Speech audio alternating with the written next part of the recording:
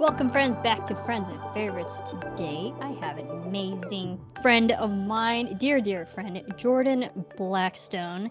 We first actually built our friendship over our particular love of a show on Hallmark Channel called When Calls the Heart, Yep. but we really didn't get to know each other until we actually met each other in person at the Hardy's family reunion up in Vancouver. And then over all these years we've known each other, we just kind of bonded over our love of art and how similar we are as people. And I consider her a dear friend of mine now. So, Jordan, thank you for being on my show. Well, thank you for asking me. I'm very honored. Oh, yeah. I mean, again, I've told a few people, but like when I conceived the show, like I had my mental list of people I wanted to talk to, and you Yeah. were one of them. Because I know how cool of a person you are and, like, Oh, how great and how fucking talented you are as a person and as an artist, and I was like, "Well, I have to talk to Jordan because I know a good amount about her, but do I know everything? No." no, Um, I don't either. hence why you're here. Yeah, no, hence why you're here But hey, because, like let me kind of turn that back to you though too. I mean, you are amazingly talented in so many different ways, and I mm, am so very thankful that you consider me your friend. oh, yeah, no, definitely. I know a friend for life, whether you Definitely. like it or not. Um And that's what I joke with people. I was like, "Well, like, I'm gonna just keep talking to you until we die." So that's Yeah. there's that. But honestly, actually, my first real question, to start us all off, do you have a like specific memory or a turning point where we became more than just like two fans of When Calls the Heart, more than just artists? Was there a moment where we actually became like true friends? Oh gosh. Um, I mean, I always thought of you as an amazing person to begin with. And the first year, I think you both came up together, and it was the first year you both came up together. And I didn't get to meet you that time, but I got to meet James, and I don't think he remembers it. Wait, how did you meet James and not me that first year? Because, yeah, we were together in 2016, we went up, but I don't Yeah, think I met you to 2017. yeah, that's right. How did we miss each other? You were busy doing an interview. He was it was during the photo shoot time, like where everybody was, Okay. going from station to station. Do you Mhm. remember the cowbell? Yes, I do. I got to ring the bell a couple times. Oh, did you? Yeah, I it didn't was even notice more that. so like James was ringing the bell and I was hitting the timer, the 4-minute timer or whatever Okay. the time limit was. I was in charge of that and making sure every time that Oh, bell went off, I would tell James to ring the bell and then I would reset the timer. see, I just So, remember hearing Bobby yeah. because Yeah. Bobby would say, "Okay, everybody move." Next, go next. Yeah. But there was a system. Yeah. Uh yeah, I was like, how did we miss each Well, other? James was actually walking towards me. I don't think he necessarily saw me because I'm way shorter than he is. Yeah, he's a tall dude. He is a tall You might dude. not know it, but he's actually pretty tall. Yeah. I was really surprised actually because of course, I mean, you're sitting behind a desk when we're watching you at Yeah. when you were on AfterBuzz. But when he was walking towards me, I'm going, "Wow, he's tall." Yeah. But he was walking towards me, and I decided to gather up all of my courage and go say hi. And he goes, "I want to talk to you, but I'm so busy right now. Can we talk later?" And we never did because we weren't staying there. Because of course we Mhm. lived on the mainland. So, um, but yeah, that was the time I first met James, and I remember I was looking for you, and you were always surrounded by people or doing something. And I know at that time you were doing an interview. And even the year that you and I really finally got to connect, you Mhm. were so crazy busy with all of the interviews and stuff. Yeah, because James left me alone that year. I know. I gave him so much shit because, we had planned that whole Vancouver weekend together. Like, we had a rental car, we had a hotel, we were gonna stay at the same hotel, different rooms, of course. But, like, we had literally, like, planned everything together. And then, like, 2 days before that, he's like, "My family's going through something, I have to be there." Yeah. I was like, "No!" Um, But I so think that's when you and I I ended connected. up going by myself, and I had to do all the interviews by myself. But I Um, think you got a yeah. hold of me just before, Mhm. and we said, "Okay, well, let's meet up," and it was great because I think I I think we first met up the day everybody was Before. coming in, but it was Yeah. earlier in the day, and we went to our favorite place, Starbucks. Starbucks. Yep.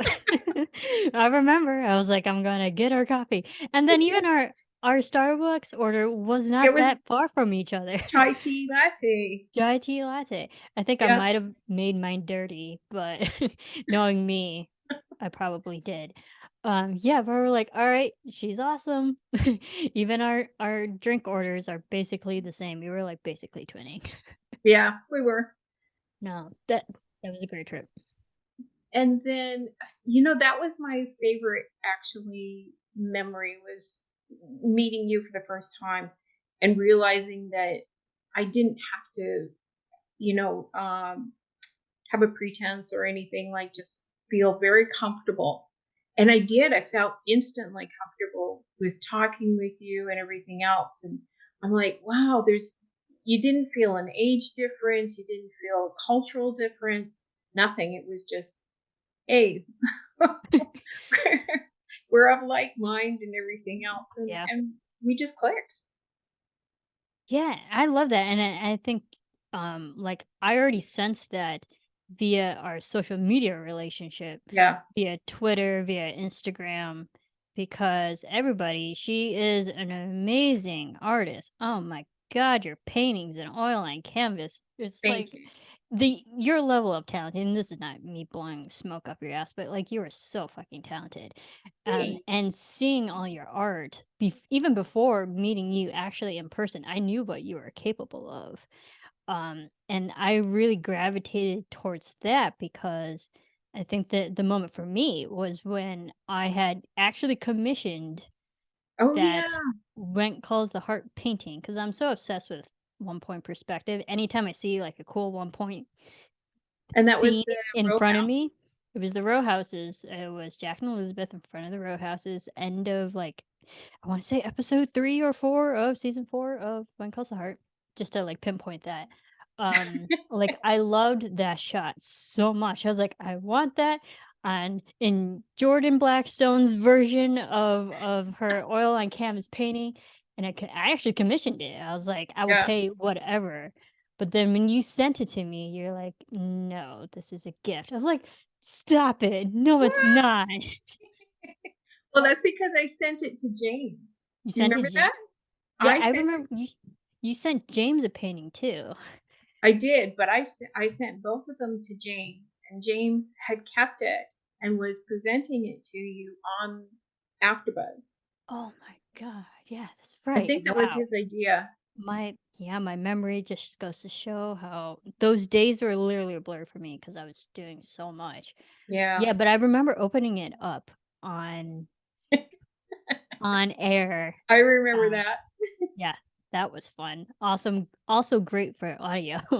No, that was fun. But reading the card, because I had Oh, officially yeah. commissioned it from artist to artist, and I was like fully ready to pay full price for it. And you're like, no, this is a gift. I'm like, Yeah. no, stop it. It can't. It can't be a gift. But then Yeah. from that, I realized just like how nice and generous of a person you are. Oh, thanks. And that was before I even met you in person, so I was even more excited once we finally actually met up in Vancouver. I was like, "Oh my god, I get to meet Jordan." Just because, like, I already feel this kinship with her already, so You know yeah, what? that was exciting. Um, I think it was a couple of episodes before that you had Paul on, Paul Green. Oh, right. Yeah, And you wow, were you remember this better than I do. not It's like, bad for an again, old lady. those days all blurred into each other. But you Oh, had him goodness. on, and he was talking about the about how his dad had passed from ALS and everything. We hadn't Mm, come up with the concept yet of art for ALS.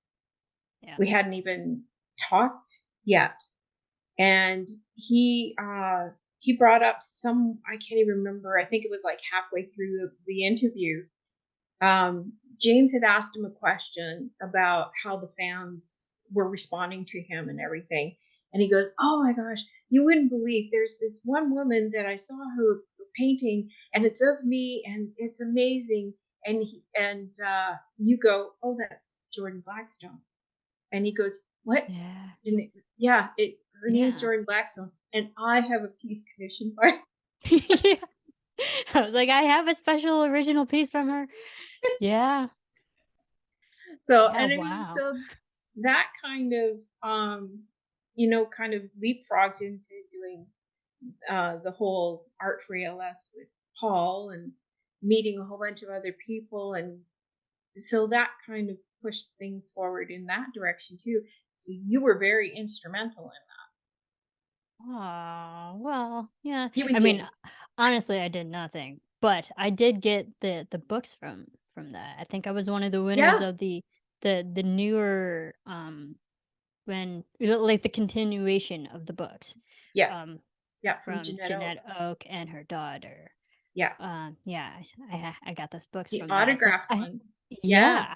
So I did get something out of the ALS. That no, that was a great thing that you and Paul Green did for that. Uh yeah, great. Oh my goodness. Yeah, well, this is friends and favorites and stuff, so I'd like to ask. I mean, we both love Hallmark. Were you are you big into the Christmas movies, or do you just Not strictly just watch really. the I Hallmark used to shows? be. Um, but honestly, I've been getting more and more busy at that time, so I don't have the time to do it, like to sit Mhm. there and watch like majority of the time when you and I are talking, which is very late at night some nights. Oh, I know. I'd be I'm like, down. I should go to bed. Sorry. It's like 3 o'clock in the It's like morning. 2 a.m. in the morning. Like, I do have to go to work in like 4 hours. Yeah. But so much of the time I'm down in my studio. I'm either working on a painting, working through my photographs. I do stills work for the movie Mhm. industry, so I'm either working on that as well. There's so much going on right now, and then I have, since we moved here, I have I do wildlife excursions with my husband, Yes, you and do. that is now also growing in different directions. So jelly. Get I know, I up see your here. stuff all the time, and I'm like, "God, that looks awesome." I'd so rather be out on a boat watching whales than in this edit bay editing a very, very boring video. I So, hear you. I travel vicariously through you. Well, no, Uh, you just got to yeah. get up here and do some traveling with us. Oh, you know what? I plan to. Well, after all this, I'll talk to you more about that. But Yeah, no yes, worries. your wildlife excursions. You said you moved off of the mainland. Mainland of British Columbia or Vancouver. We moved Uh to huh. Vancouver Island, and that was in Yes. 2017. And it Well, it's been was, that long already. yeah, yeah. Wow. So it was I the same remember when year you were that, telling me you were moving. yeah, it was the same year you and I met. Wow. Because Look at time flies. where were we? I'm trying to remember. We hadn't. I'm trying to think if we moved yet or not when you and Hmm. I met, and I think we did. I think we were. Oh Or yeah, because maybe we were you were in the staying. process of moving. Pardon me? Or maybe you were like starting the process of moving. No, because it would have been Or in September or October that HFR was. So Okay. we moved in July of that year. And I think what we were doing, instead of staying at a hotel, we were staying at my sister-in-law's place. So, Right. Yeah. because we had both the dogs and everything with us. Yeah. So, yeah, that's how that one happened. I thought we were in a hotel, but that wasn't until we moved over into Burnaby area. Okay. I was in a hotel because I unfortunately don't live in Vancouver, although I've thought about it. 'Cause Vancouver's great. Like out of the places that, I've traveled to, like I loved Vancouver. It's so well-rounded for like, it's one of my favorite places to live Mhm. because you could be skiing, first thing in the morning and then come down and you can go on the beach in the afternoon, and Yeah. we do have all seasons and everything here, but they're just not as extreme as they have been everywhere else, like especially over the last couple of years. Wow. Hopefully that's a good thing. Yeah, Yeah. yeah. I'm happy with it. Yeah, because California only gets one season. It's usually sunny. Yeah, And for the most part, but also like 2023 has not been a great year because like the no. first 4 months of this year was all rain. I'm like, what the hell is this? I did not move out to California for the rain.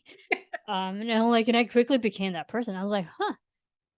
Well, like I grew up in the Midwest. It's not like I'm a stranger to weather and weather patterns and Exactly. changes.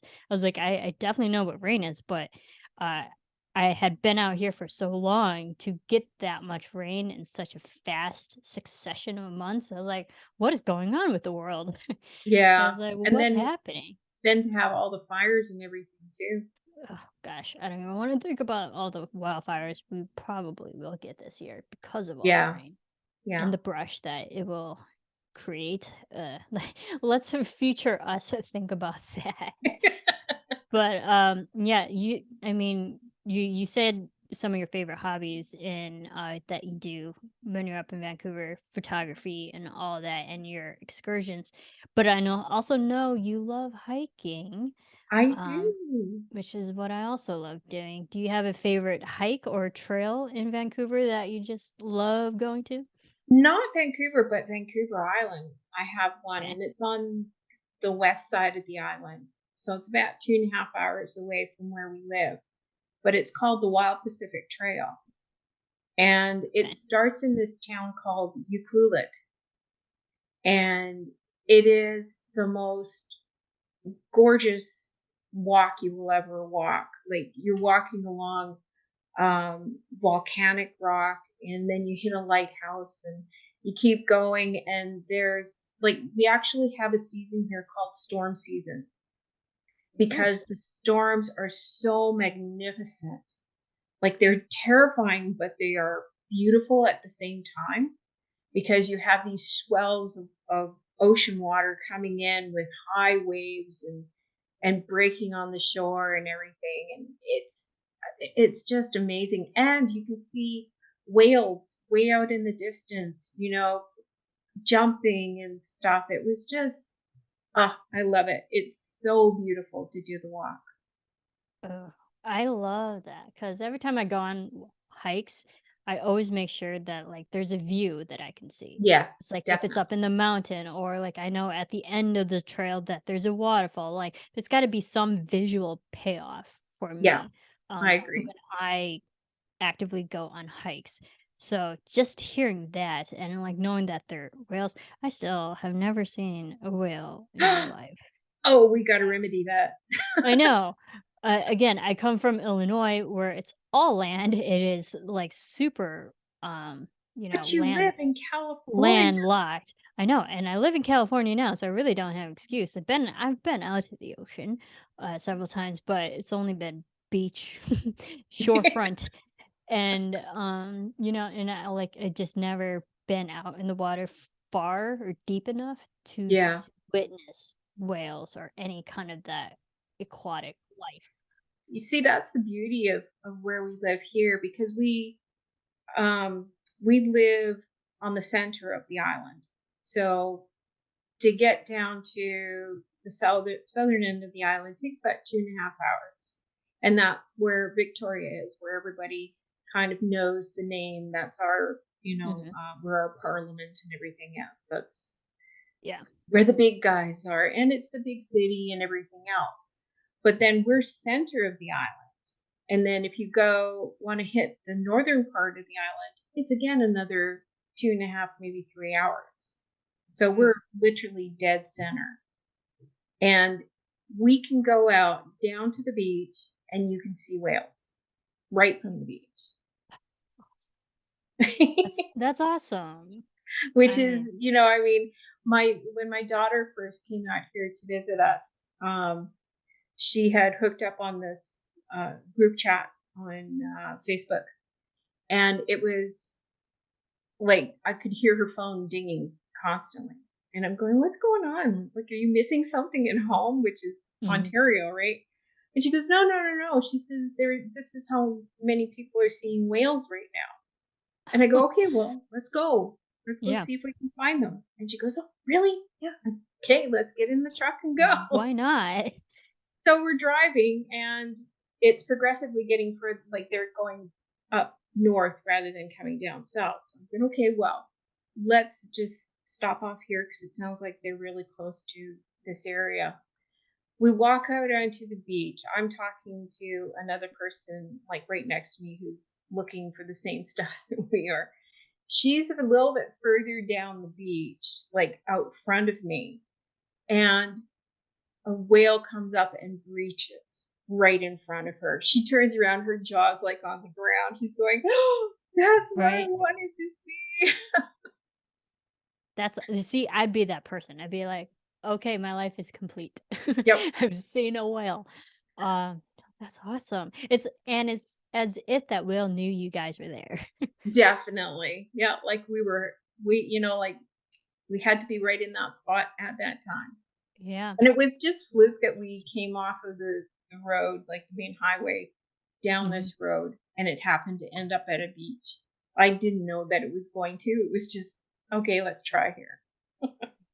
That's awesome. Was that just coincidence when you moved? And the location that you settled was just coincidence that you got to be so close to all the whales, or was that actually like, no, I want to move here because of the whales, or because of Actually, this area? we had been, when I was a little kid, uh, we had come out to Qualicum, which is where I live, um, for a holiday. And I immediately felt a huge connection with this place. Like, I felt at home, and I knew at some point in time in my life, this was where I was going to live. And there was, Mm, it's not like I visited it a lot or anything. It was just, this is the place that felt like home. And as soon as we moved here, it was like, the shoulders go, ah, yeah. You're like, I'm I'm finally home. here. Yeah, I'm Yeah. home because I'm such a vagabond when it comes to, like, I can move Are you anywhere. I don't. nomadic? Yeah, because I don't really have any roots, any ties anywhere, Okay. and this is the only place that made me feel like I belonged. Uh, I definitely feel that too, because that was my thing with California. Mhm. Even as a young kid, with all the movies and televisions and books I've read, like I mean, you can ask my parents from like 10, 11, 12, like young Marissa, um, that like my heart was always settled on California. Isn't that funny? LA particularly, but like even in my like short writing when I was a teenager, like somehow I would write like California stories, or like this family's moving to California. So Yeah. like at a young age, I always had this like love for California. And then in college, when I chose, a career that I was like, this job could take me to California. Being a filmmaker, I was like, Hollywood's right there. That was always in the back of my mind. And then, I got a job opportunity in LA. I was like, yes, finally. And, I'm it's there. just like, it's one of those self fulfilling prophecies where like I knew California was like the place to be, even though I had never visited it. Like I never seen it other than what I saw on screen or in books and stuff. But Yeah. like it's like when your heart knows, it knows. Well, I think too. there's a truism to, whatever you put out to the world, like dreams, wishes, Mhm. whatever you want to call them. I think that that really does kind of solidify something in your mind, Yeah. right? You say, okay, yes, this is what I want to do, this is what I want to be, and then you take that path, right? So I knew I would always be out here, whether it was, by myself or with my husband or however it would be, I was going to end up here on the island. Yeah. And here you are. And here I am. And here we both are. We're both in the locations that we always wanted to be. Like Oh, I'm for in sure. Hollywood. Like you tell 12-year-old Marissa that I would actually make it to Hollywood. She'd probably be like, "Holy shit, that's awesome." So here we are. Yeah, and I brought it up because this is like some of my favorite things. So I want to know what some of yours are.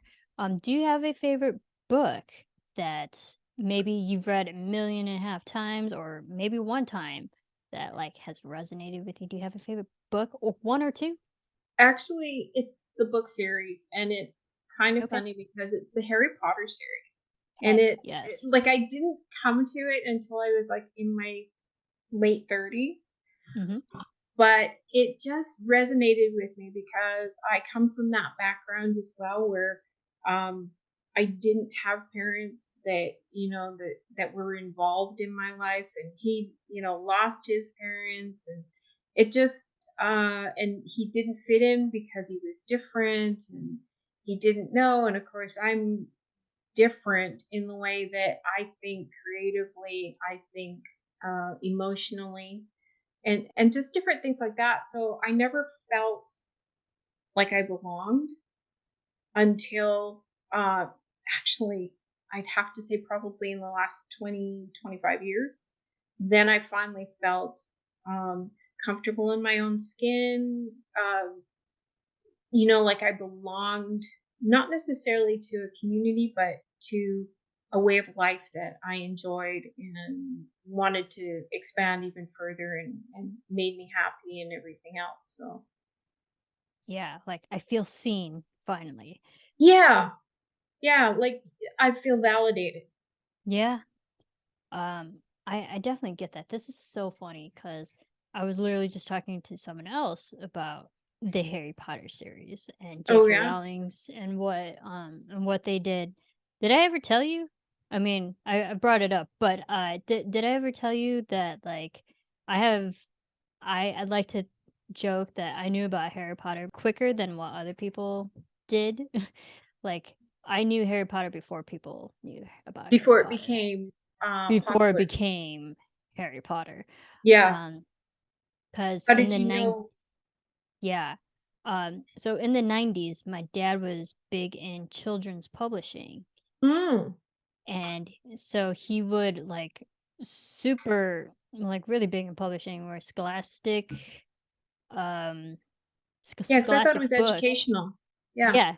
Yeah, I mean, now it was education, but I mean, he had a lot of different careers, but he was big in publishing. Um and like Scholastic Books offered him like a really high up position there, like VP or something high Wow. on the board there. Unfortunately, he turned it down, and I always give him shit for it. But he would have to travel a lot to the UK, and it was like his coworker or his boss or something was like, "Oh, we there's this book called Harry Potter and the Philosopher's Stone. It's pretty big out here. Or like everyone's reading it right now." He brought that book over to my brother and me when we were like 8, 9 years old. So this was like 1998. Yeah. Um, and he would actually read those books to us. And then I don't feel like Harry Potter didn't get big in America, like over here, the western part of the world, till like 2000. I agree. Yeah, so Wholeheartedly agree. Yeah. I'd like to joke that like I knew about Harry Potter before all y'all knew about Harry Potter. Um yeah, because when people were starting to read it, we were already on like book 4 Did you know there were in like two 2000. titles? 2 Yeah, titles to the first book, so there's the yeah. Sorcerer's Stone and the Philosopher's. Sorcerer's Stone and Philosopher's Stone. I definitely knew about Sorcerer's Stone because of Scholastic Books, because Scholastic Book published all the American versions of Harry Potter. Yeah, which is funny because in Canada, we have the Sorcerer's Stone, but Yeah, in the States, it's the Philosopher's Stone. yeah, and also in the States, it's, Sorcerer's Is Stone this too, because yeah? we have both versions, but I knew Oh, the Philosopher's Stone was the UK version. yeah, and I think Uh, that's why Canada adapted to that one instead, yeah, because we're still under because British Victoria, rule. British rule and all that. Yeah. Yeah, yeah, that makes sense. Uh, yeah, so Harry Potter was definitely, a special place for me as a kid because I always related to the awkward Hermione. Yes, You know, right? being smart also didn't fit in that whole being Muggle born. Mhm. So like she was already different from everybody else, so she overcompensated with her intelligence just so she can like have a place within that world. Yeah. I definitely understood that. Yeah, so and the great thing is like Harry Potter is yes, the books were fantastic. Read them a million times now, even as an adult. But the Yes. movies, they definitely resonated with me because I was the age they were when those movies came out. Oh, yeah, In you two would have been. in Yeah. 2001, I was 11. In 2002, I was 12. I was the exact same age as Harry Potter, Yeah. up until, like, the 5th movie where Yeah. Harry was now 15, but I had turned 17. So for, like, the longest time, those movies, I was the same age as those kids, Yeah. and teenagers, so, like and, I'm the same age as the actors too, so they were definitely my generation, I and I know, definitely and related to them. it was funny because my daughter really didn't, um like, the books didn't resonate with her at all. It was Really? until we actually her and I actually sat down and did a binge watch of all the movies one Christmas, and now that is a tradition with the 2 of us. We rewatch the movies at Christmas time. Okay. We won't be seeing it together, but you know what I mean, like and now she gets to bring what's really cool is her 2 sons get to learn all about the Harry Potter series and everything because I don't like the message is timeless in it. So Mhm. I don't think it's something that will be pushed into something where you're saying, "Oh, well that's a 70s thing or that's an 80s thing." Right. You know, it'll be something that everybody can pull in, information or feeling or some kind of like familiarity off of. Right. There's, like, not technology is not a big thing in that because it's all magic. I don't feel like we didn't really get, like, any kinda TV screens until, like, the 7th movie when, it was in the media, so, like, these kids traveling, like, within that in Oh yeah, those yeah. movies, you can actually when they actually go to London and they're trying to, Yeah. like, avoid everyone and, like, they're literally on the run, you can see, like, TV screens and stuff, but, like, that's the only kinda thing that you can make it, I guess, quote unquote timely. But that's the beauty of Harry Potter, because you said it is timeless. You can watch it Yeah. at any time of the year and Yeah. it's still And there's relevant. no like you were saying, there's no technology really to date it. There's no cell phones shown. There's no, radios or what are they called? The boom boxes at the time, Yeah. that you would think about from the 80s and 90s, all of that. So I think the way they did it was just pure genius when you think about So it. good. But then, I love Christopher Columbus when the way he um, can tell a story and how he allows his actors to actually um, tell the story, but also to um, let them have a little bit of a free reign, Mhm. in what happens. I think that's kind of cool. And it's the funniest part is watching the 3 kids at the time um, go through each scene together when it's the 3 of them together because all 3 of them are mouthing the Yeah. line. Yep. Because they know. young actors, especially Emma Watson. She was a big proponent of mouthing words, or like just knowing everybody's lines so I well that know. it's Yeah. like subconsciously doing it herself. Yeah, and that's the great thing. And I was just telling someone else too. It's like, had Chris Columbus not made those first two movies successful, we would Yeah. not have gotten all the other movies following Made. that. Exactly. Because we've seen other book series get adapted into books and just completely lose all traction, all momentum, any Yeah. kind of attention. We've seen book series flop when it comes to movie translations and adaptations in that way. But something special about Harry Potter where it It's kept, magical. yeah, it is magical, pun intended, but like it kept going, despite all the different actors that they had after Chris Columbus, that Yeah. they got even more and more and more successful. And that was even more really before social media too, because the That's last movie true. didn't come out to 2011, and like Twitter was barely a thing. Yeah. Instagram was even out yet, it's just like that was back when that was all word of mouth. It was all like, we got to see this movie because this is the best Yeah. thing that's out there right now. It's like I can't even imagine now, had Harry Potter came out now, 10 years later, how social media would have affected all of it. If people would have felt the same way about it now than they did 10 plus years ago. Yeah, I wonder. I think there would have been a lot more naysayers and Mhm. people who just didn't like the series, but thankfully didn't have a platform for it, Mhm. like for their, whatever dislike or whatever you want to call it. They didn't have that platform, so it didn't go worldwide. It didn't get pushed down. But what I also loved about the whole series is it brought people back to reading Yeah. because you were hungry. You wanted to read the next volume, then whatever was coming out. I'm glad they didn't split the Deathly Hallows from the That's a book big series. book. Yeah. It is a That's huge a book. huge book. I'm glad they did do it for the movie though. Like Yeah. for the movies. I was kind of on the fence at the time, but when I saw the two of them, back to back, I'm like, you know, they were right. You got to fit in a whole lot of stuff and you got to finish off people's stories. Properly. Yeah. Yeah. You weren't trying to cram it into 2.5 hours. You were able to do it into 2.5 hour And movie. in the proper amount of time.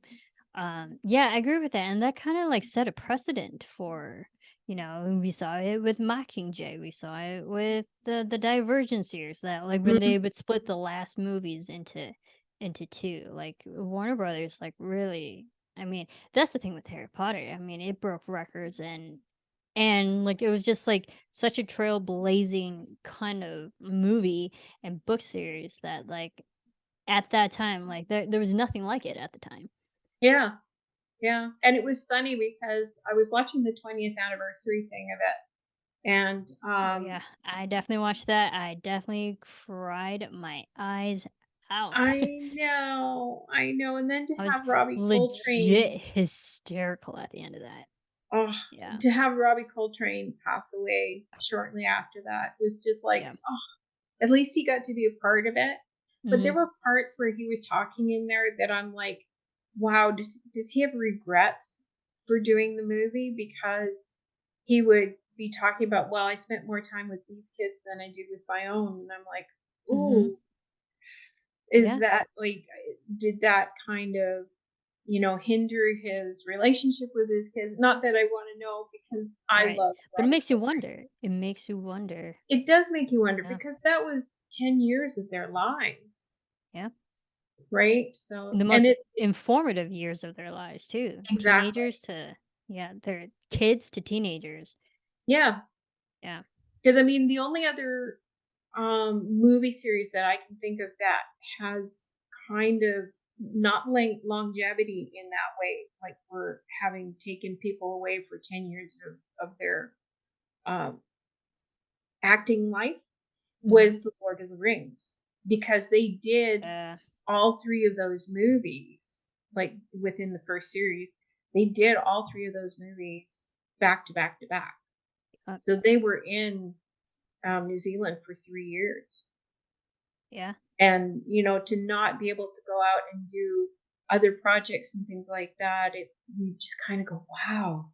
Wow." You really have to be dedicated to your craft, but to believe in the whole series of it as well.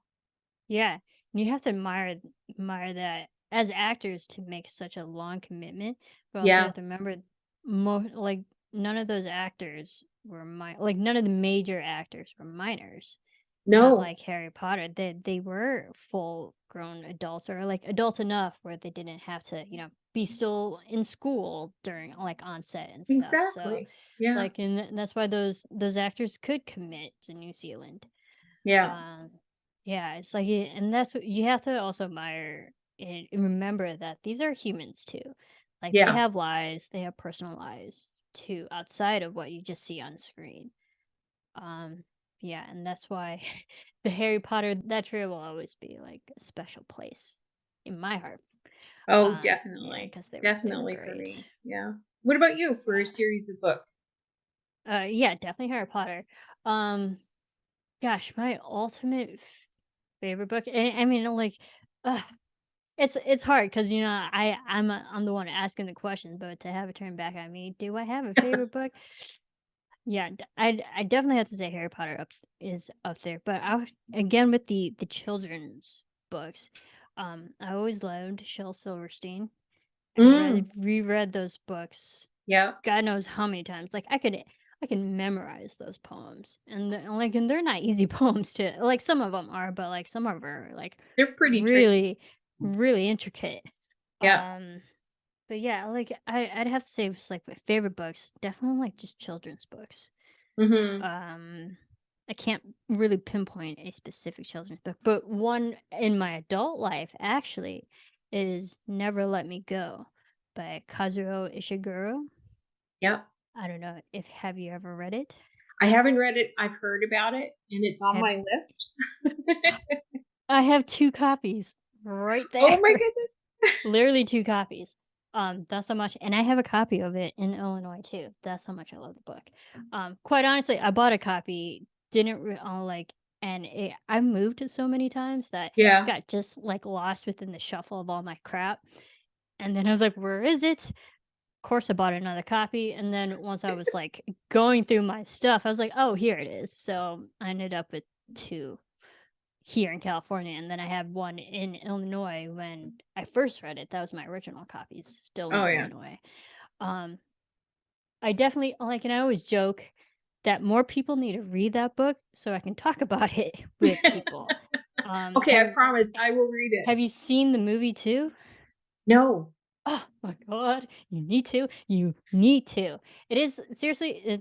Again. This is just like me and my preference. Because the movie is also so good. And mind you, it is an emotional book. It is kind of heavy. It is not for the faint of heart. So just Yeah. go in with a grain of salt.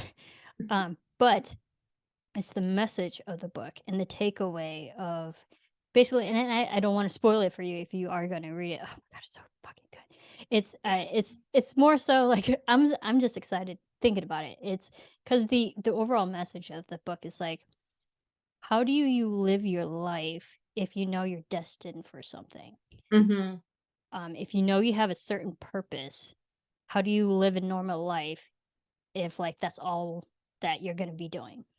If you know you're predestined. Yeah. Yeah, if you're predestined for something, how can you just like go about whatever your day is or how you think, how you react, how you live with other people if you're all set out for something for a specific purpose?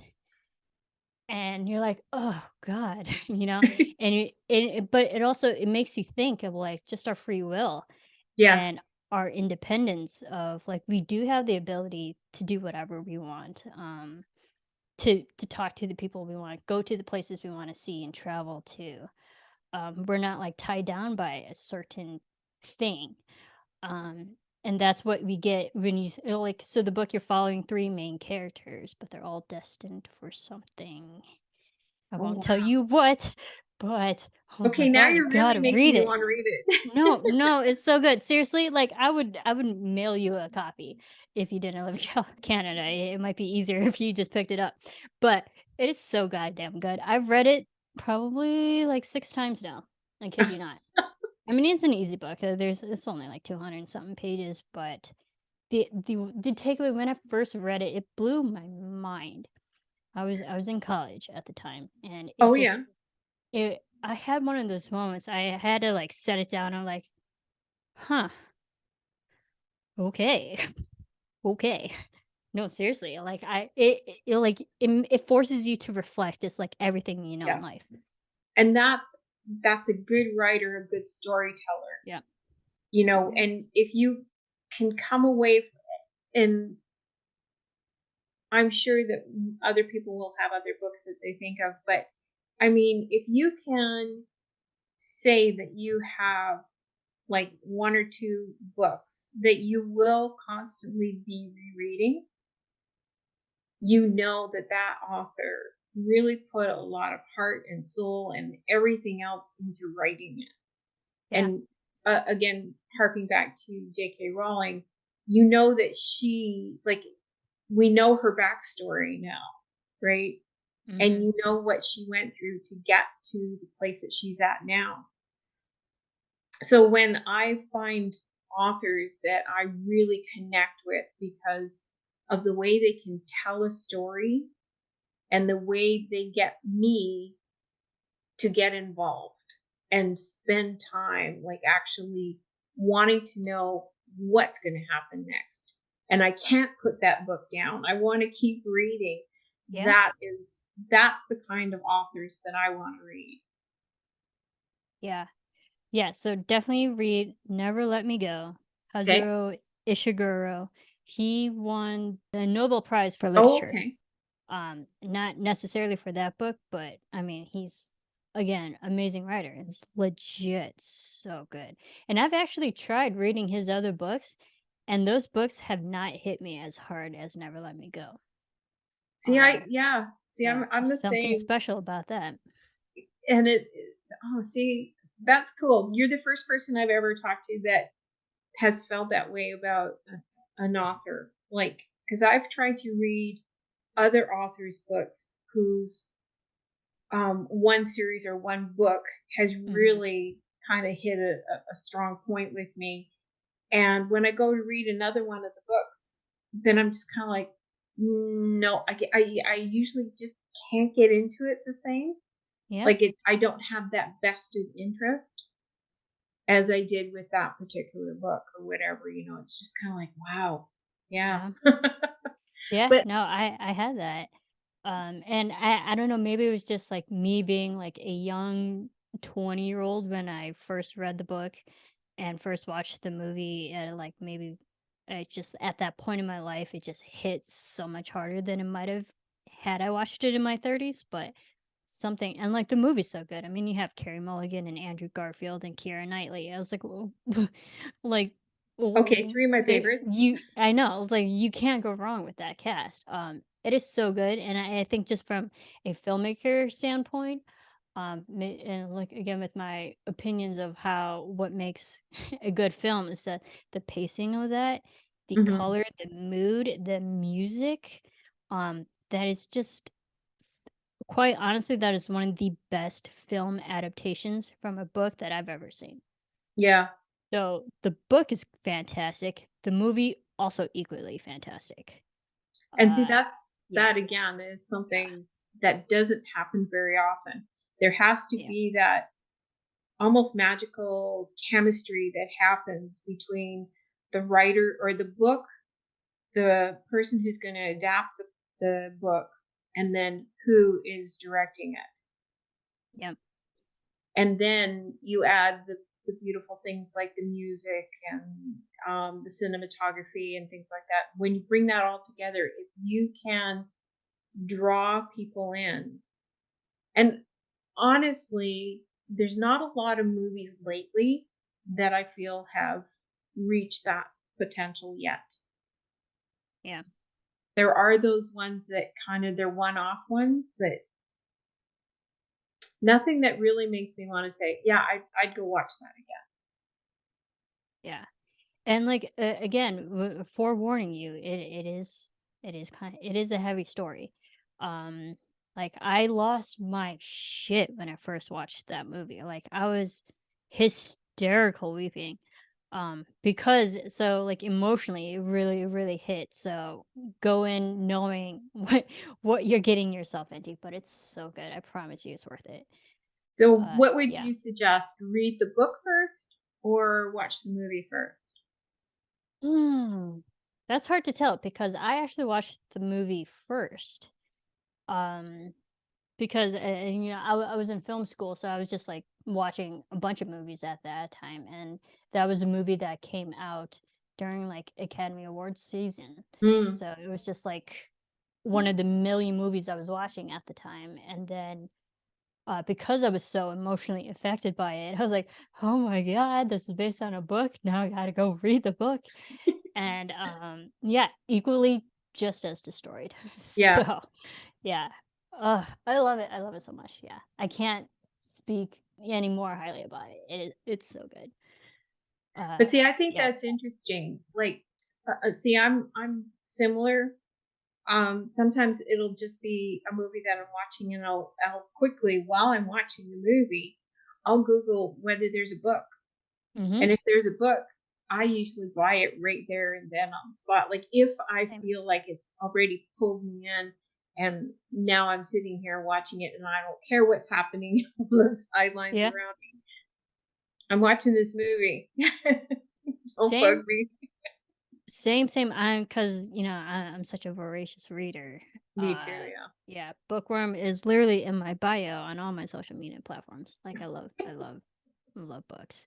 Yeah, we kind of brought it up, but with movies, do you have a favorite movie? I mean, I imagine that Harry Potter films go hand in hand with that, They but are right do at you the have top of my list. a favorite movie though? Do I have oh gosh. Hmm. I don't know that I have one. I mean, there's so many artists and stuff like that that have now passed or no longer around or aren't acting anymore. Yeah, Um, one of my favorite actors is Brendan Fraser.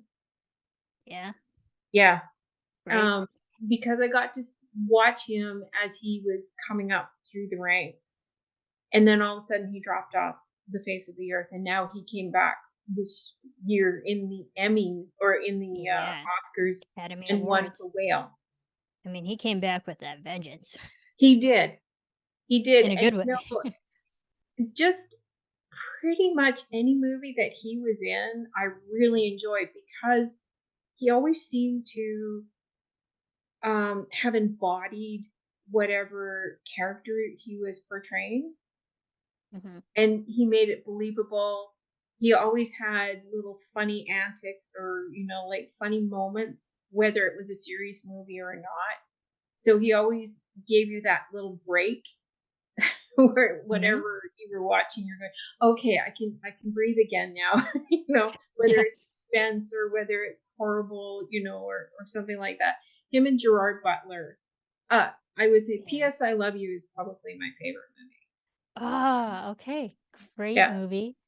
Um, First of all, yes, Brendan Fraser, amazing. Like it goes to show my generation, my age, the mummies, Hmm. those movies. Like I would rewatch those movies all the time with my dad, and then when I went to college, I'd rewatch it all the time with my roommate because we would quote that movie like front and back. The mummy. So like Brendan Fraser, every time I see him, even though I know he's done like really dramatic, actual good acting films and stuff like that, but like that's the Brendan Fraser I know.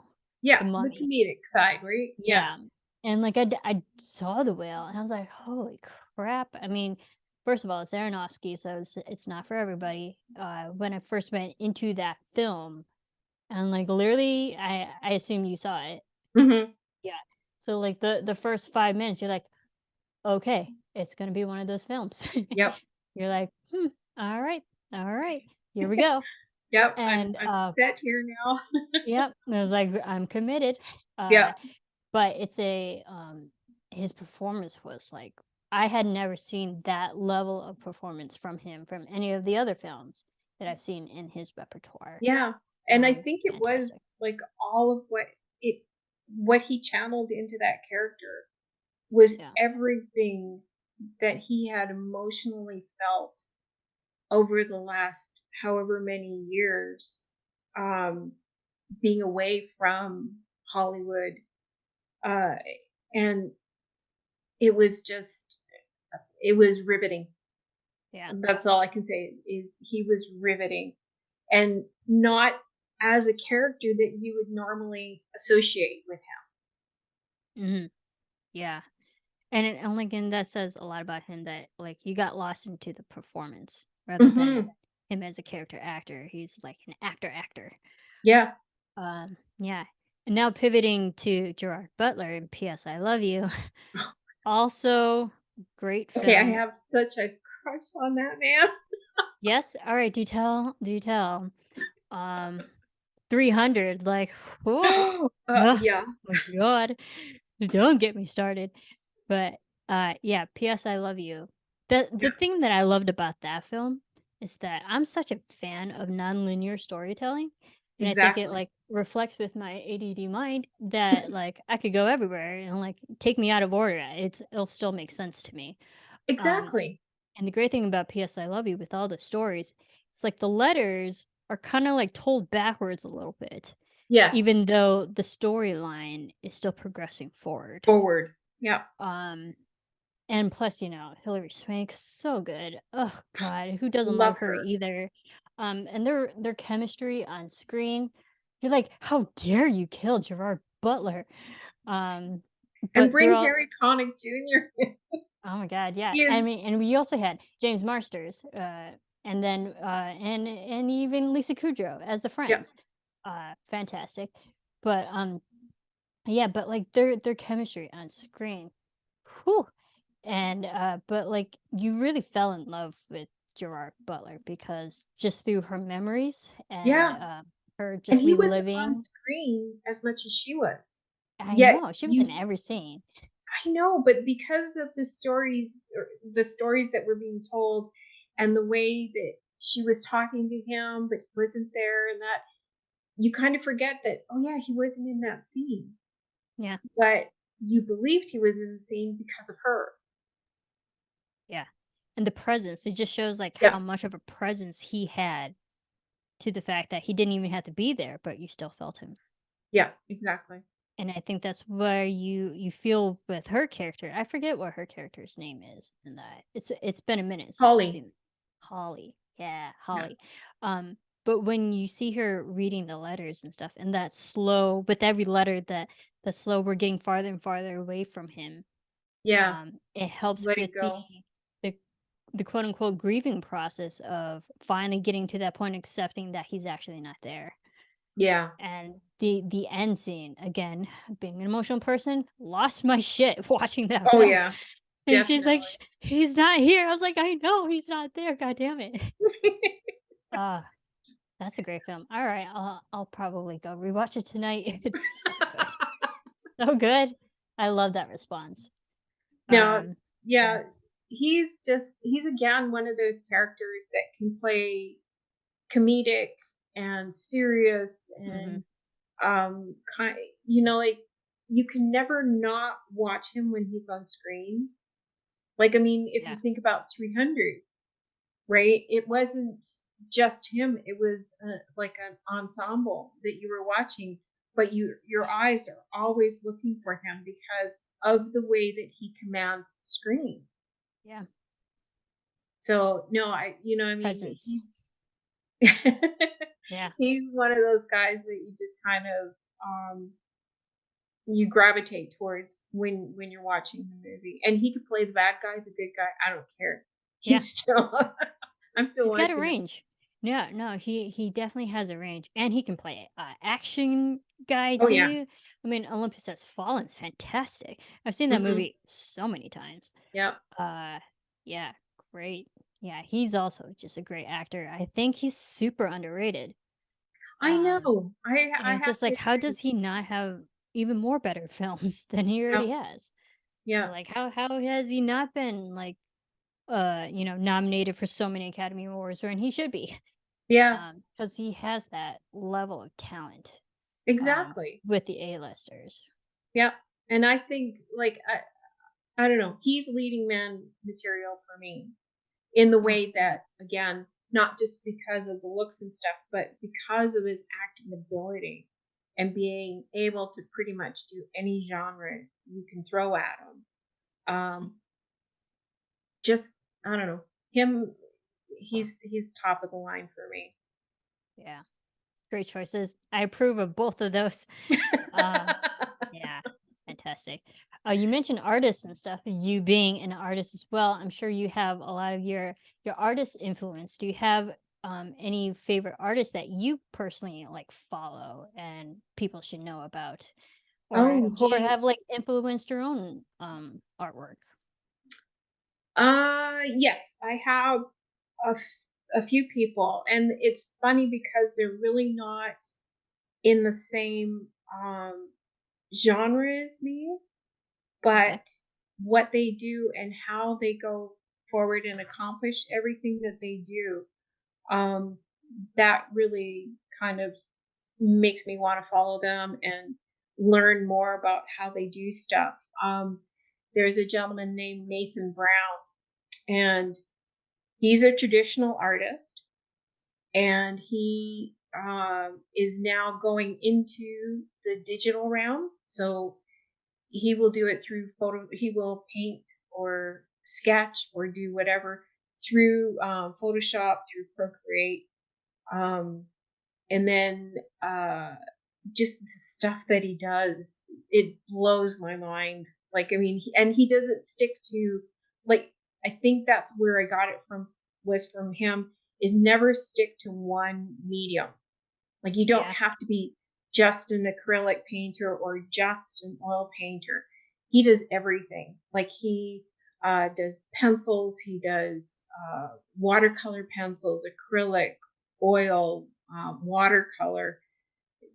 I think the only things that he hasn't done yet are like alcohol ink.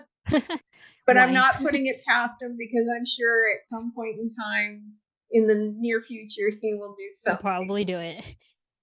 But yeah, he's out of the states. He's an amazing artist, and I actually met him through this company that I've been following, and it's funny because they're celebrating 10 years. But this company that I started following because of doing graphic design, I learned about this company in England, in Surrey, England, and um, they actually introduced us between like actually the three main artists that I follow because of this company, Okay.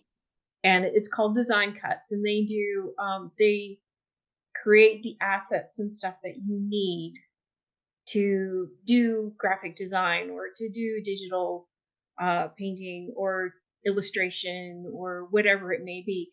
It's to help the creative, as they call us, Yeah. creative move forward, right? And to better use every aspect of your abilities. So they give you all the tools and the help and everything else. Oh, And that's great. and what's funny is the CEO of the company, him and I have been friends for the 10 years. Like, he started his company with 4 people, and now it's over 25, 30 people. It's known worldwide. It's just an amazing company. And he gets all of these other creatives to bring in all of this, all the assets, elements, whatever you want to call it. And they create these beautiful bundles for photographers, for painters, for, the Nice. graphic designers, the fonts, and everything else.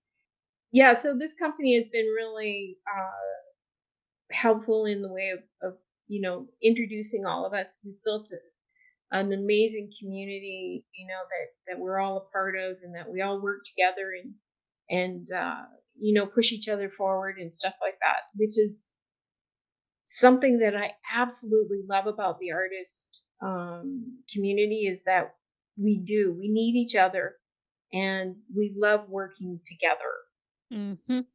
We're Okay. collaborative people. Yeah, Well, that's great. it doesn't always happen in every type of group or setting, Mhm. but it seems in the artist one, it seems to be something that is definitely more helpful or more you want to be a part of it. Yeah. Yeah, that's great because it's so funny you brought up the different mediums because that's actually one of my specific questions. Like, do you have a favorite medium that you love to work on? Because you being the artist, you work on a lot of different things. Like I know you can draw, I know you can do Procreate, which is digital. I know you can do oil on canvas, which is painting. So you are more well rounded when it comes to photography and all that. I mean, like you covered the whole gamut when it comes to the definition of artist. Thing. So, but do you have like a particular favorite medium or mediums you love working on? Like maybe your Um, top two. right now, and it's funny because it just happened pretty much over the winter months. I've always dabbled in it, but watercolor has really Mm. come to the forefront of what I've been doing lately, unless I'm doing like a portrait. Um, Otherwise, I've been doing a lot of wildlife into watercolor in that, and there's going to be quite a nice new series of Yay! wildlife coming out. So I've been working very hard on that. Exciting series, as in just photography, or is that going to be in a book form, or No, this is how do just people?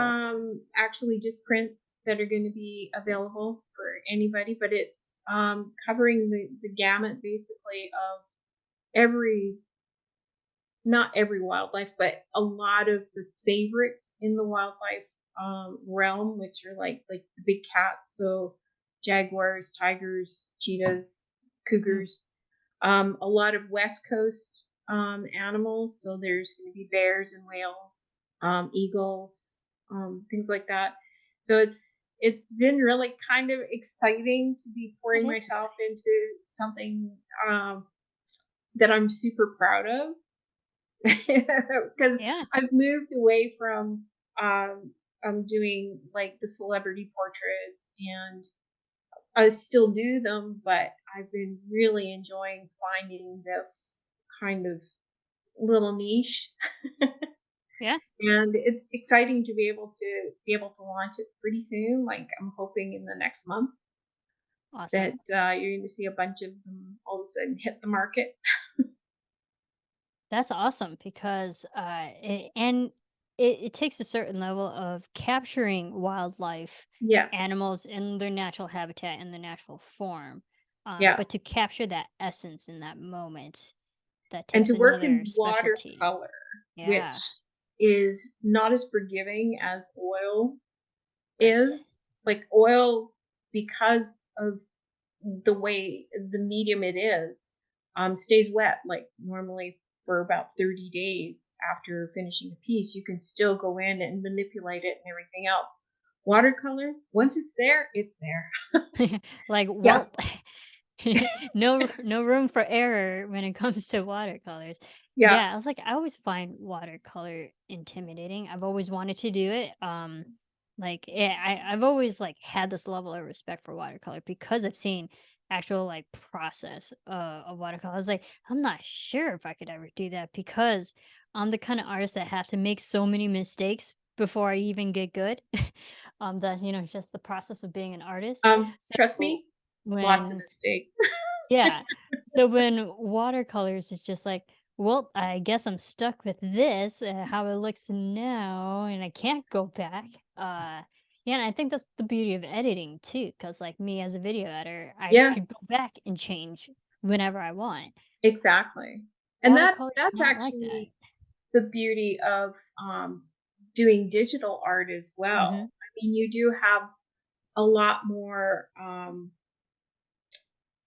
ability, like to go in, edit mistakes and things I like do. that to make it into a, more of a perfect form. Mhm. Where with watercolor, not so much. Nope. Yeah. So Uh, there was a lot of uh times when it was like, I can't do this, I can't do this. Throw it all away and start over again. And it's now like it almost has become second nature because it's, again, with anything that you do, the more you practice, the better you become. yeah. Exactly. Practice, not to say practice makes perfect, but practice just makes you just a better person Yeah. in whatever craft you're in. Yeah. Like, and I have my, I mean, like you saw me when I mean, I still do Procreate and all that. It's been a minute because my life has kind of It's been, changed. Like, yeah. life happens. Things are like my hobbies sometimes get put on hold because of, life shit. Um, but like the artist is there, and like I've had these conversations with other people because like you and I feel like we both had those moments where like, well, this is shit, and so I'm gonna Yes. throw this away, start over. Or like, do you have those moments where like, why am I even doing this? This is a Yep. failure. But you know what is, I'll put that piece away and I Yeah. won't look at it for say 4 weeks or even longer.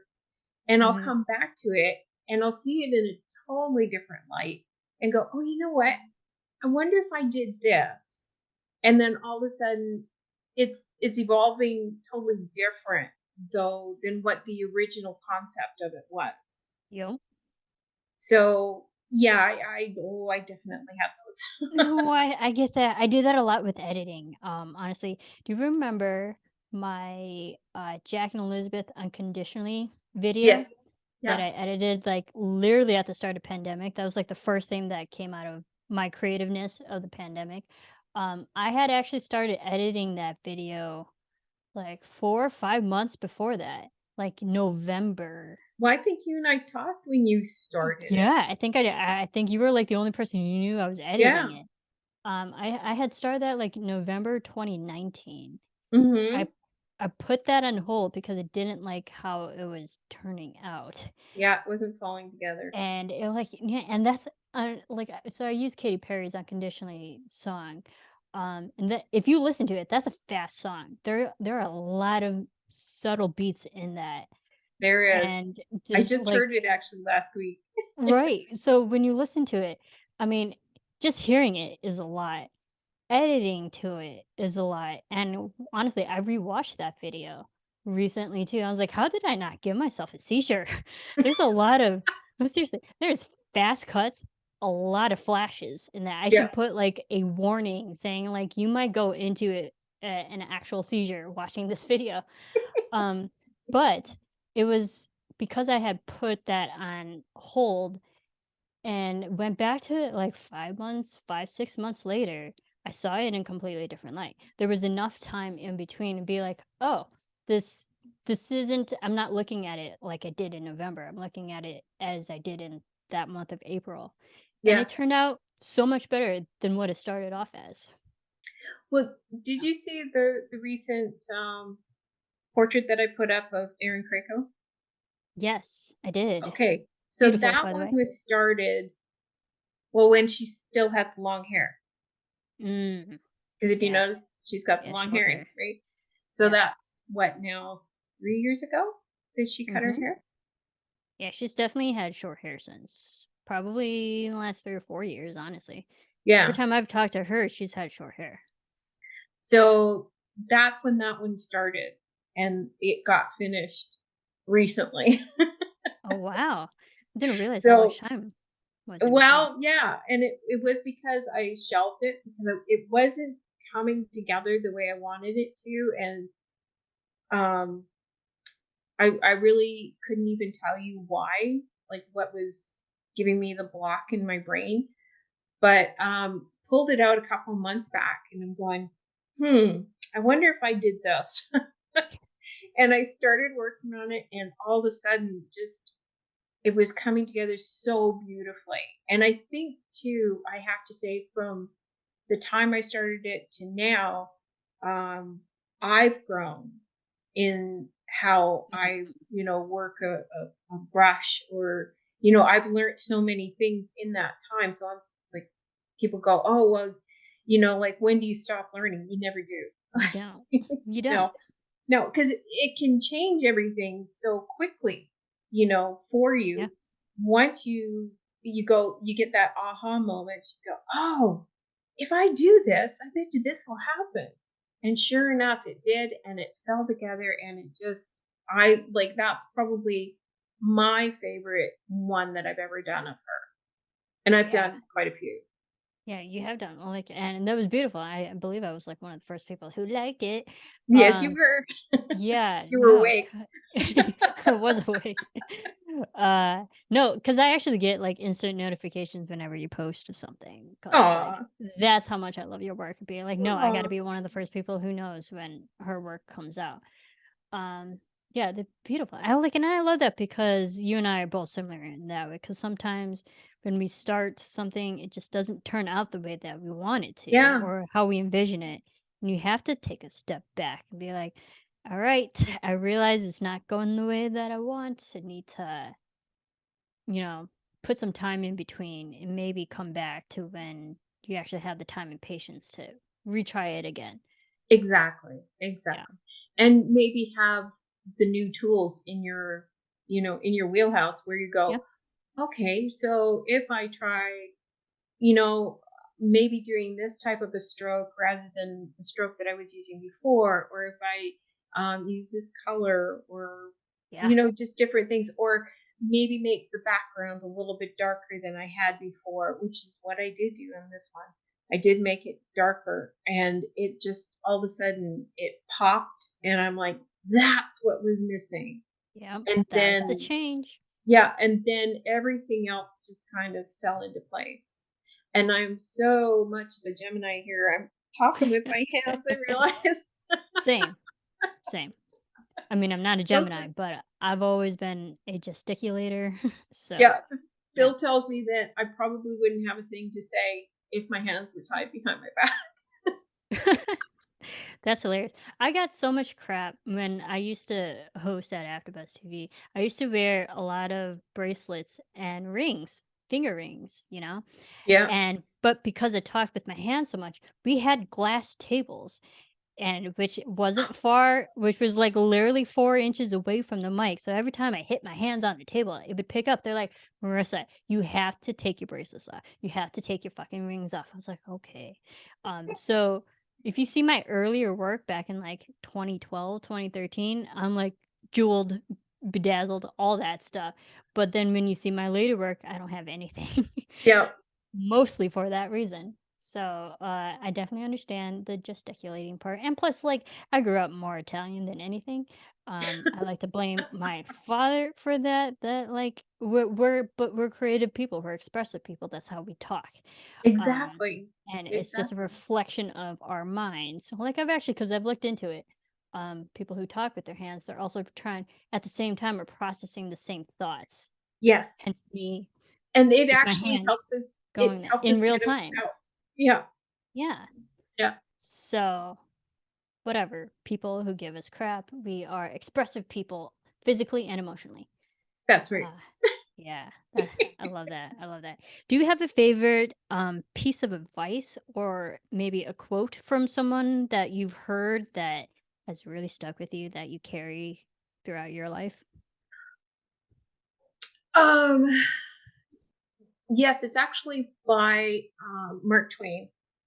And it's and I can't remember if it's really a quote or if it was something that he just said in an interview.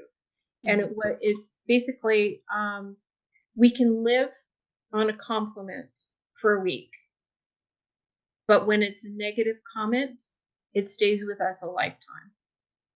So it's not really advice in the way of, you know, like it won't come straight out to you, but if Concept. you're the bully or if you're the one hiding behind your screen and doling out your quote unquote advice or comments or whatever, don't. Mhm. Just stop. Stop right there. Because if it was you in that seat reading those things, how would you feel? Yeah. It would not be the same. Yeah. And my second one is actually from Thumper. If you From can't who? say something nice, Oh, don't okay. say nothing at all. Yeah. So they fall in line. Absolutely. Oh my god, if you realize how many negative quotes I got when I was at AfterBuzz TV, because Oh, I mean, I was putting myself on camera every day. I was putting yeah. my opinions out there every day. So I had thousands of people eventually. I mean, for the most part, I like to think more a lot of people agreed with me, but I did have those dissenters who definitely did not agree on some things and had no qualms of telling me how much that they didn't like what I said. Um, No, and I know, like, you ooh. you have, you know, no, I have to say though, from a friend's point of view, Uh-huh. you have been one of those people that I look to when I get those bad comments or, those negative things, and I'm going, okay, Marissa made it through. I can do the same Aw, thing. No, because yeah. I I know the backstory. I know what you've been through in a lot of situations that a lot of people don't know, and Mhm, they're not privy to, which is fine. They should just know that you are an amazing person aw. and one of my heroes. Aw, no, but thank you. Um, Or yeah, God, no, that's I mean, I don't know what to say, that's so sweet because God, I God, I went through so much shit at AfterBuzz TV. I don't think you people did. Yeah. realize that, on camera and behind the screen, but I think it's just, like, I I like to think I'm more of a happier person, even I think though you are. well, thank you, but again, people don't know the shit that I've been through. I was just telling someone, "Okay, exclusive, exclusive, exclusive, especially for you." I was trying to make the show timeless, but literally 2 days ago, I just got diagnosed with clinical depression. Depression and anxiety. Uh, Girl. again, you wouldn't think it, but I am clinically depressed. Another reason why I started the show, because I realized I was spiraling. I Mhm. realized I was not happy. Being that creative person, I was like, I need to fucking do something Yeah, you need because to. I need to schedule my days because if I don't, Yeah. I like to joke. I was like, if had I not had the show right now in my life today, I would not get out of bed because No. that's where I am in life. I am fucking depressed. Yeah. And it's stuff like that because so when I get like negative comments and when I see other people negative commenting about other people too, again, just from that personal aspect, I have to remember and take that moment to realize like, oh, we don't know what people are going through. We don't know their backstory. We don't know how they're feeling right now. A lot of it's a facade. It really Yeah. is. The smile is a facade. Um, so I like to try to be nice to whoever I talk to because we really don't know what the fuck they're going through. No. No. So, And it's so true. Like, I mean, uh, and you know this a little bit, but like 2022 was probably the worst year I've ever had in my whole life. And a lot of the stuff that I've already gone through in my hmm life. So yeah, yeah, 2022 was probably the lowest I have ever felt on the on any scale of anything. And hmm um getting through it, I still don't know how I did, but come January of this year, I sat down with my husband. And I said, okay, this year I'm going to be super selfish because I've never put myself first. I've always worried about everybody and everything Yep. and not taking care of myself. So there's a lot of things that need to get taken care of um, physically, emotionally, all those things, right? Um, and taking that step and actually vocalizing it or making it become material has been um it like releases a lot of the doubt and everything else that has been kind of building up and going in the wrong direction. Let's put it that way. Yeah. Yeah. and I and I think like the biggest thing is I was seeing it come out in my art. I Mhm. was really noticing it in my artwork, and even in my photography, I was losing the passion that I've always had, always throughout my whole life with Mhm. photography. So I knew that there was something that was blocking it, that was putting a negative twist on it that wasn't good. Yeah. So I hear you. Yeah, no, God, girl, I feel the same way because I noticed it in your art that like your subject was changing, your mediums were changing. I was like, okay, Mhm. she's going through a change of some shape and form. I'm sorry to hear that 2022 has not been great for you. It wasn't great for you because that's how I feel in 2023. This year has really kicked me, and it's Yes, it only in has. the first handful of months of this year. I'm trying not to cry, but like this has not been a great year That's for okay. me. If I cried, you get to cry Right, on this. right. No, this has not been a great year for me. No. So I get that. Because again, with the selflessness, I always put others people first Yeah. too. Yeah. And I got to the point I was like, I got to do something for me. This is the show is for me. I Mhm. put cuz I went through a heartbreak and then a car accident and then stress with work and life personally, like it all added up a lot really really quickly. Yeah. And I was talking to someone else. I was like, I'm a content creator, but none of the content is for me. I create Yes. for other people. I was like, "Can you name something I've actually done for myself?" I really couldn't. No. Um, so hence I started the show. I was like, "I need to fucking do something for me. I know how to do it. What's my excuse?" Yeah. So, that was like kind of the catalyst for the show. And I've been forcing myself because I am introverted. Um, I've been forcing myself to Me talk too.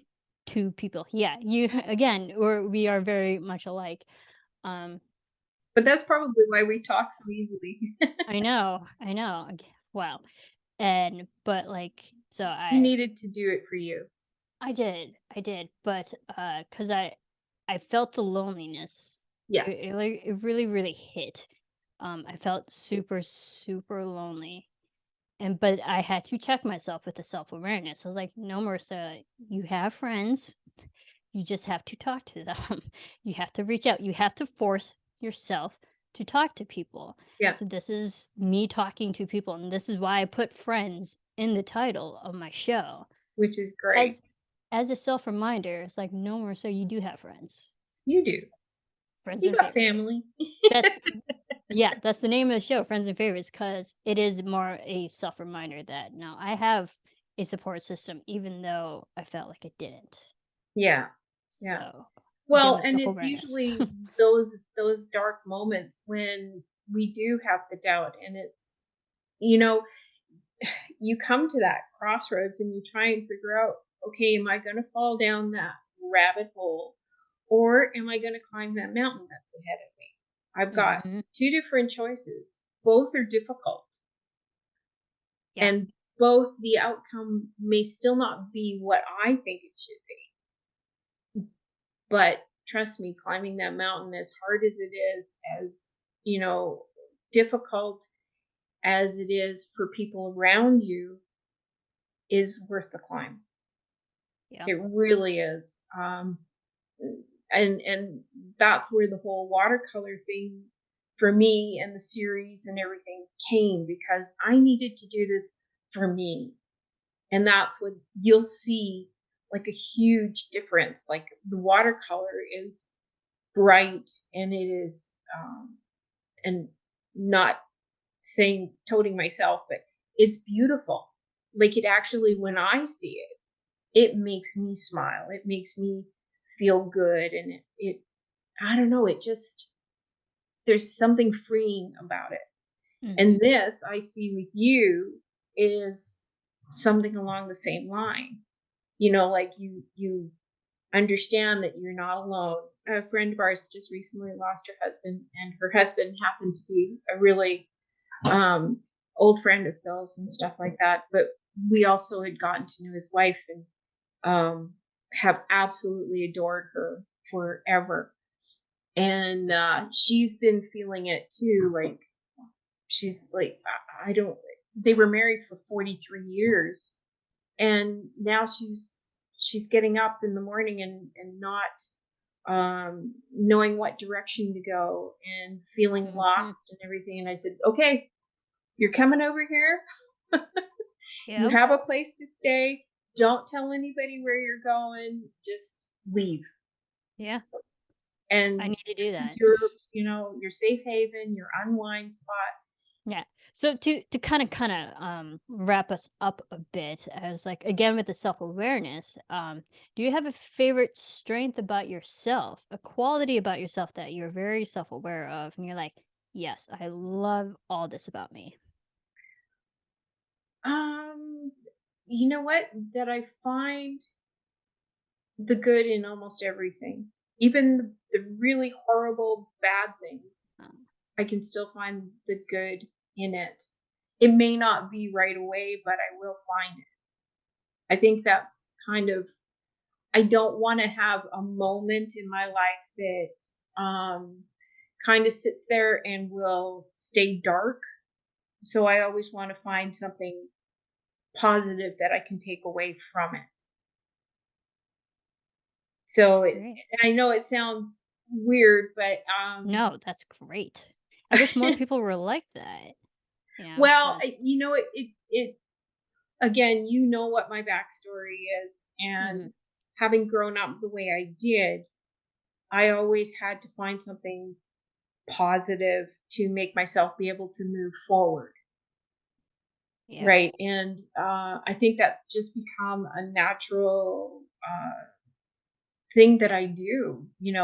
It's just been a part of me that has progressed, and kind of, yeah, that's my superpower, I think. Mhm.